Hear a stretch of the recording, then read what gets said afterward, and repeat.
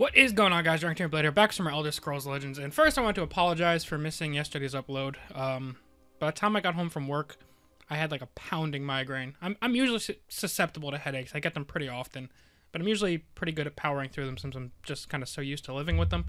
But occasionally, I'll get a migraine. And yesterday, I got a migraine to the point where, like, when I get migraines, I can't even be like near light. So the thought of staring at a computer screen to record, I was gonna try anyway, but I figured with how poorly I was feeling, the quality was just going to be shit. So I was like, you know what? I'm just going to go hop in the shower and just lay down. My girlfriend came over. We just kind of laid down for a while. She wasn't feeling great either. But today I wanted to do something a little bit different. I was figuring, since we just got finished playing a whole bunch of dragon decks, I wanted to have kind of a retrospective of just looking back at all of the different dragon decks and kind of some synergies and what I think works best in each type of deck, and just kind of my thought process as a whole on the dragon decks, to where if you guys wanted to build your own, you kind of have kind of my thoughts to build off of and kind of do your own thing. So the first thing that I wanted to talk about is some of the dragon synergy cards. You have 5. You got the Blades Lookout, 3 cost 3/3. When you summon a dragon, draw a card. The Ghosty Lookout, 3 cost 4/2. They're all 3 cost besides the Endurance one. 3 cost 4/2. When you summon a dragon, you gain Ward. 3 cost 2/5. When you summon a dragon, this creature gains +1/+1. 3 cost 3/4. When you summon a dragon, gain 4 health. And then 3 cost 2/3. When you summon a dragon, summon a 1/1 guard. So the way I kind of feel about these cards, I think it's pretty clear that the strength and agility lookouts are the best. So Blades Lookout drawing a card is incredibly powerful just because of the way most of the dragon decks that I've built work. A lot of them were somewhat light on draw. So the red ones, you can run things like Rapid Shot. And in like the Halalu and Redoran versions, you can run that Crusader dual card, the House Carl. I think it's House Carl. When you break a rune, draw a card. But in general, there's not a lot of great draw that synergizes with dragons that well. But the Lookout, you're going to be playing dragons anyway. So 3 costs 3/3. Let's say you're playing an aggressive deck and you can't really afford to play for synergy. This thing still is okay on the board. It's not like you're taking a huge like tempo loss by playing a 3 cost 3/3. It's not amazing, but it's still good enough if that's your best option. But at the same time, you're going to start dropping dragons. You know, drawing an extra card on average every turn, considering you're playing so many dragons, is obviously really, really good. So obviously, I think this is this one, and then Woodland Lookout is the other top tier lookout. I think these two are kind of clear, well, head and shoulders above the rest of the lookouts. Obviously, gaining 4 health is amazing. There's not a ton of great heals in Dragon Synergy. You got Clockwork Dragon, which is a 5 cost 6/4, but you have to play it in the left lane, and 4 health is somewhat easily removed, and it has to swing before it does anything, so obviously that's not always the most reliable of health. Undying Dragon is really, really good. A 6 cost 5/5 with Drain. Potentially a 10/10 with Drain if you have more than 30 health. But again, that has to stay alive to swing. And then you have things like you can play Barrow Stalker in purple. You can play, in some of the yellow focus decks, you can play Broom of Profiteer. But none of these guys are like big health swings. Whereas Woodland Lookout, the 4 health is really, really good. So let's say you're playing against an aggressive deck that's kind of beating you in the face. Woodland Lookout can usually at least 2 for 1 with the opponent's creatures around turn 2, 3, 4. So he can eat up at least 2-ish of your opponent's creatures. Also, while if you save it for late game, you can play this and a couple cheap dragons to heal for 4, 8, 12. Or even like, let's say turn 5, you drop this and Reflective Automaton, which we'll get to in a minute. Even just dropping that 5, 7 worth of stats and getting 4 health as well is a really nice play, and you get to fight for the board back. So these guys are kind of head and shoulders above everything. Where I would put third place in terms of the lookouts, honestly, I would put Ghosty Lookout. It really surprised me how well this card operates in a dragon deck. Obviously, the 2 health makes it removable to Blackhand Messenger, Firebolt. Just a whole host of removal can kill this thing. Some 2 drops can trade up to it, so you want to be careful about playing it into a field. Like, if your opponent plays something on 2 and you don't have anything else in the field lane already, this always isn't going to be the best play in the field lane all the time. But the way dragon decks can kind of take control of the board and you kind of play ahead on the board. With a Ghostly Lookout, let's say in the field lane, every time your opponent's like playing a card, you can drop a dragon, get a ward, and trade, and keep this thing safe. And there's even times where I'll drop a dragon, gain a ward on Ghostly Lookout, trade in, and then drop another dragon so that it still has ward on the board. And then it takes... this card can very often, once it gets going, your opponent will tend to underestimate it as well. So once you start taking out a couple creatures with this thing, they'll be like, oh shit, that thing needs to go. There's going to be ward like every turn. This is a dragon deck.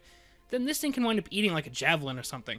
So it can like wipe your opponent's board a couple times and then eventually eat up hard removal. Like this card, I played it because it was Dragon Synergy at first, and I had very low expectations for it.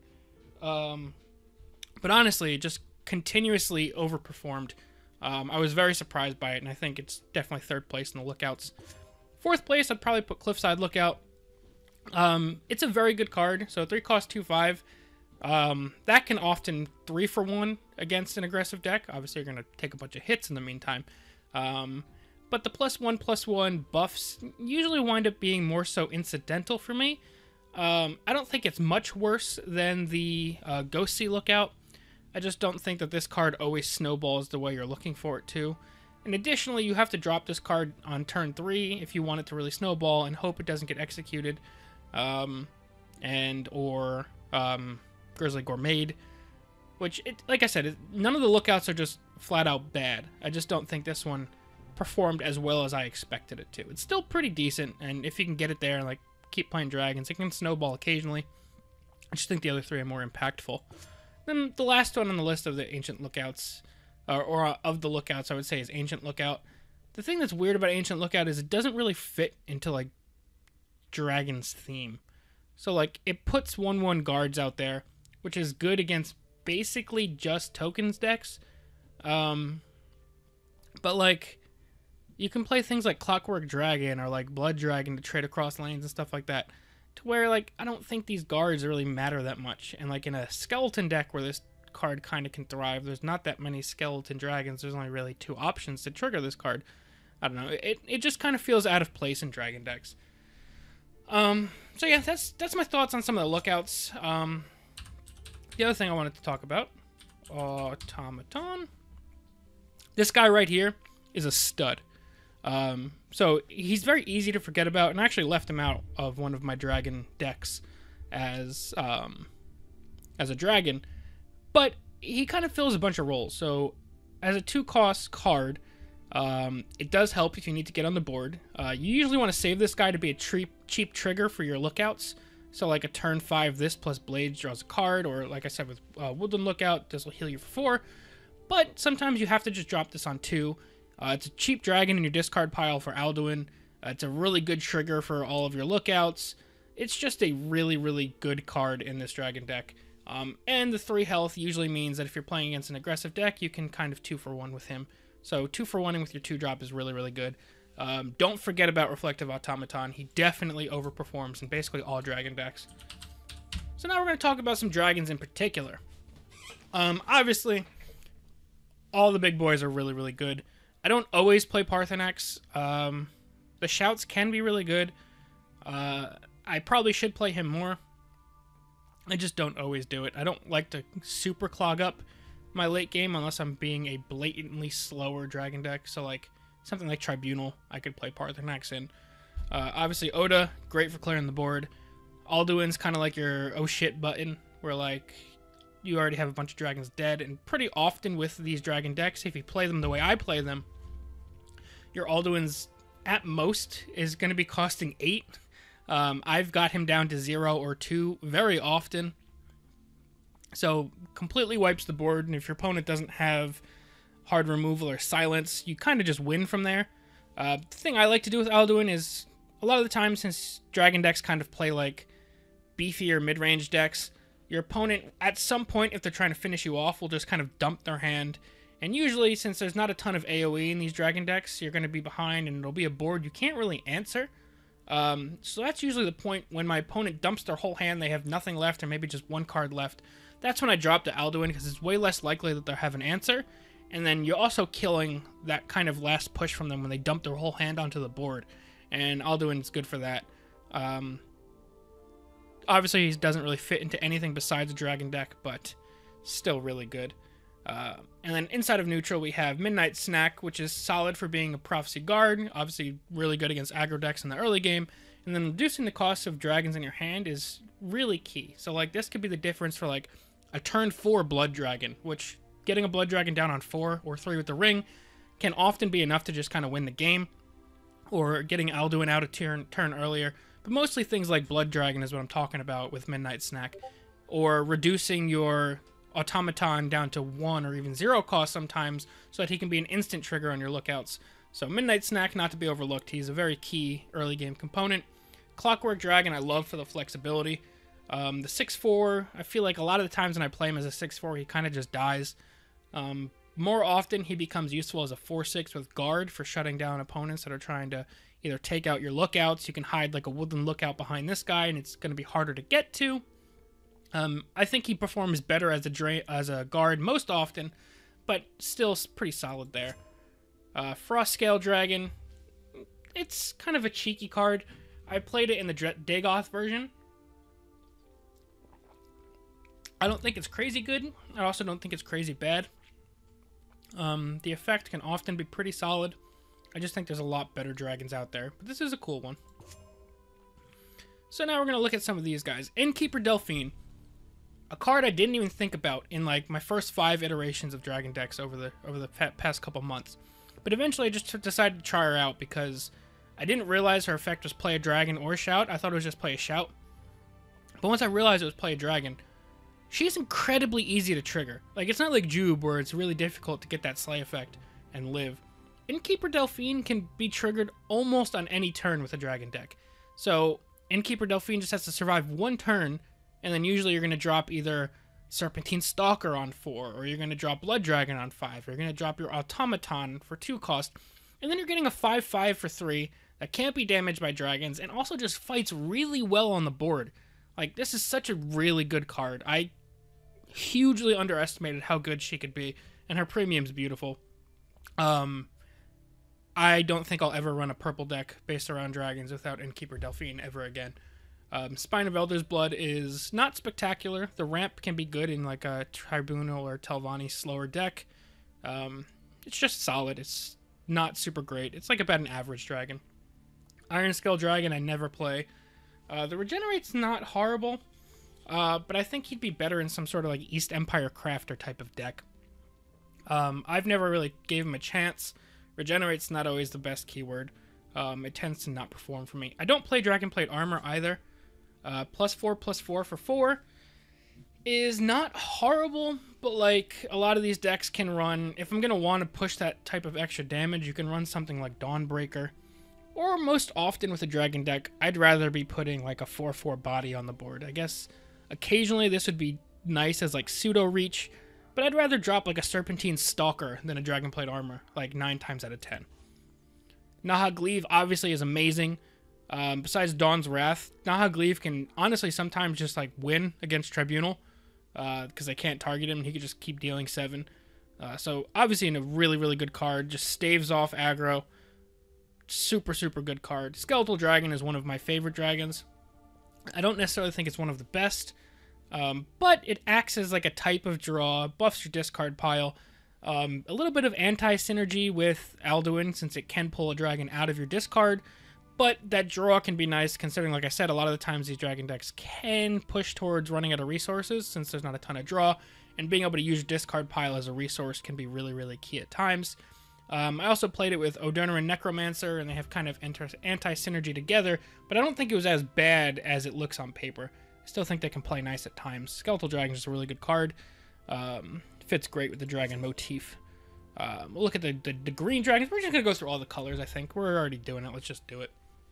Serpentine Stalker, it's not a super high power, high impact dragon. The biggest reason why I play this card when I'm playing green dragon decks is it's a earlier cost dragon. So the biggest problem with dragon decks and trying to really tap into the synergy is a lot of dragons cost 6 or more. And a couple are in the 5 range. Serpentine Stalker being a 4 cost means you can start triggering your Blade's Lookout the turn after you play him, or your Woodland Lookout the turn after you play him if you need that. and the effect is most often inconsequential, but there are times where being able to move Serpentine Stalker over to kill a guard or something like that, to keep a lookout alive, or to keep a SharePoint Dragon alive, or to keep some other high-value dragon alive, Serpentine Stalker can do that pretty well. So it's kind of just like an on-curve body with an effect that sometimes comes through clutch, but it's mostly like a synergy enabler, in my eyes. SharePoint Dragon, really, really good card. I don't play this with like a Drain Vitality or Curse package. I just play it as a raw dragon. But the -2/-2 very often either turns off a Fighter's Guild recruit, it can enable your Blood Dragon or some other dragon to trade favorably and survive combat, which makes your dragon and your board kind of continue to snowball. SharePoint just kind of fits that board control, beefy body dragon strategy that I tend to play most often in these dragon decks, so SharePoint plays right into that. It's a key card. Dova is a weird card. So 7 cost that dies to Lightning Bolt I don't love, and that's why a lot of the times I don't run him. The random shout is not horrendous, but it also doesn't always really matter, and it doesn't kind of make that risk of dying to Lightning Bolt worth it in my eyes.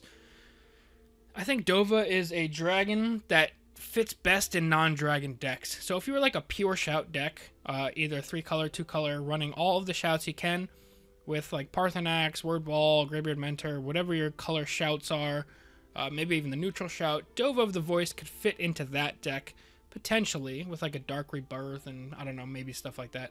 I don't think he fits into the dragon synergy very well, so pretty often I don't run Dova at all. Yellow-wise, Yellow dragons are weird. So Devour obviously is a really good card. I love this for killing like Daggerfall mages and then giving my dragons ward. Killing a Fighter's Guild recruit and putting guard and lethal onto something. Devour is just a really good removal card. A lot of times in dragon decks you can cut some of your other removal in favor of Devour. So you might not need to run a Javelin or something like that. Because a lot of the stuff you're going to want to kill is going to have 4 power or less. And if not, you can run things like Cloud Rest Illusionist to trigger this anyway. So I think it's a pretty good card. Revered Guardian. It's weird, because Revered Guardian kind of fits into that same niche as Serpentine Stalker, being like a 4/4 dragon that just kind of triggers synergy. But I still find myself not playing Revered Guardian, purely because of how good the 4-drops are in yellow. So while this triggers the synergy, I'd rather play Hive Defender, I'd rather play Cloud Rest Illusionist, I'd rather play Black Dragon. Like, there's so many good 4-drops in yellow that I just tend to just leave Revered Guardian out. I don't know if that's the right play or not, but just like, those yellow 4-drops are so damn good. It's tough to not play them. Karthspire Scourge, I guess could occasionally enable better combat trading. I guess it could enable occasionally just shut down a whole row of tokens. I just don't think his effect is good often enough to warrant playing him. Maybe I haven't given him a fair enough chance, and maybe I should try him again. But often he doesn't really make the cut for me. So it's weird. Like, when I run these dragon decks that run yellow, I'm mostly leaning on other cards from yellow. So like the Cloud Rest Illusionist, the Dawnbreaker, the Hive Defender, Black Dragon, Marok. I'm kind of leaning on the non-dragon elements of those colors, which is interesting, but yellow has some really powerful cards, and that's why it winds up happening. And then Undying Dragon, we already talked about. Obviously a really, really good card. He makes the cut basically all the time. Now, blue. Blue's got, I don't know. It's a weird dragon package for blue. So, Dragon's Fury, I guess, almost fits into the same realm as Devour, and you're usually going to be dealing 6+ damage since you're almost always going to have a dragon on board. So, on paper, Dragon's Fury isn't bad. I just tend to not run it because you're going to have access to Lightning Bolt and just other creatures on board for trading. I guess Dragon's Fury could be good occasionally, just most of the time my creatures are going to be able to take things out. I don't need the action, and I'd rather continuously be putting bodies on the board most often. Devour is a little bit of an exception because it buffs your creatures in addition to removing stuff.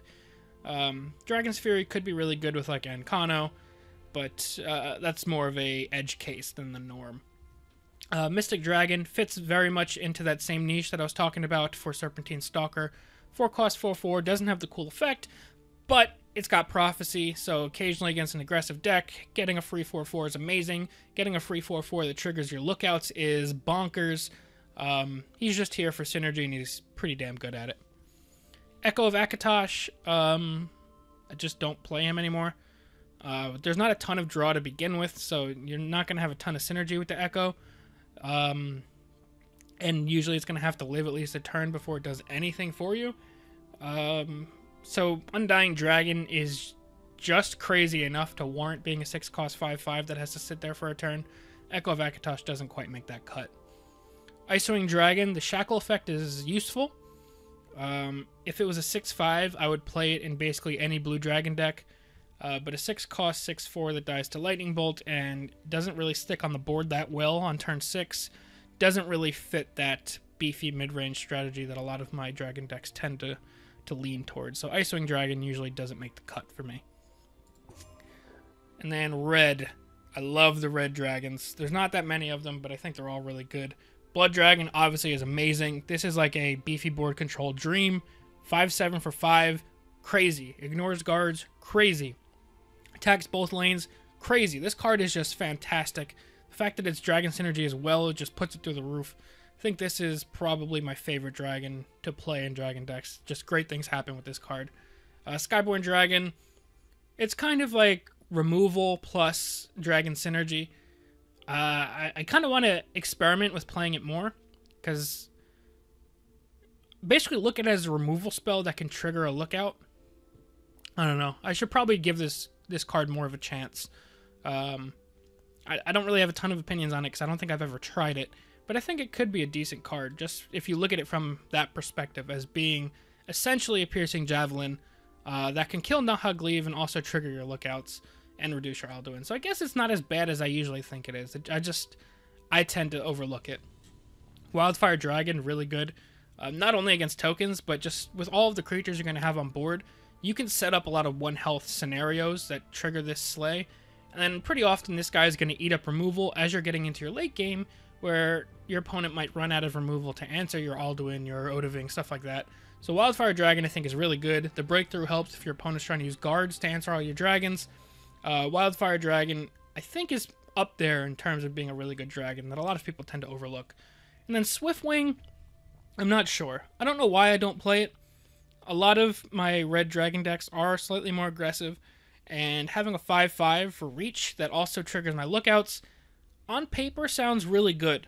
I'm not sure why I don't try him more often. I think I might, next time I go to a red-based dragon deck, I'm going to have to try Skyborn and Swiftwing out. I think I've been overlooking those cards, or maybe I'm right and they're just both not good enough, but I don't think I've played them enough to really give them a chance. As far as dragon strategy as a whole, we've kind of covered that in a lot of the videos. I think dragons fit best in a bit of a slower mid-range deck. So I think they answer aggressive decks very well as long as your draw isn't horrible. And just kind of being like, put your big dragons on the board, usually one per turn. Just keep building up a solid board while answering your opponent's board. And that's pretty often enough to win against a lot of decks. Some super slow decks will be able to just kind of out-remove you, but at the same time, you got things like multiple blood dragons coming down. If your opponent doesn't have like hard removal, their lightning bolts and ice storms and stuff aren't going to mean anything. So I think like out of the ones that we played, I think Telvanni was up there as the best with like those graveyard shenanigans and just being like a regular control Telvanni shell. I know it wasn't super sexy or exciting, but I think it was a pretty well performer. And honestly, I think Dragon Archer is still really, really good, purely because of how consistent it is. You got the two best lookouts. You've got a very focused deck with a decent amount of draw. Not a ton of healing, though. But it does struggle against 3-color control decks just because of their ability to outlast it. So, like, Dragon Archer used to be able to outlast other control decks before we got 3-color decks. But now I think it struggles to outlast some of the 3-color decks. But yeah, that's just like some of my quick thoughts on playing the week of Dragon decks. If you guys have any other topics or questions that you want me to cover, just let me know down below. I'll try to respond to some of them there and maybe have a follow-up video at some point. I know this wasn't like a super crazy gameplay day, but I just wanted to ease my way back into it since I'm still feeling like a little hungover from yesterday's migraine. But hopefully you guys enjoyed hearing some of my thoughts about dragons as a whole, And it's been a little bit since we had one of these Let's Talk videos, so I wanted to have one of these just to kind of chill for a second. But yeah, thank you guys all very, very much for watching. We'll be back to gameplay video tomorrow, and I'll see you guys then. Thank you, and peace.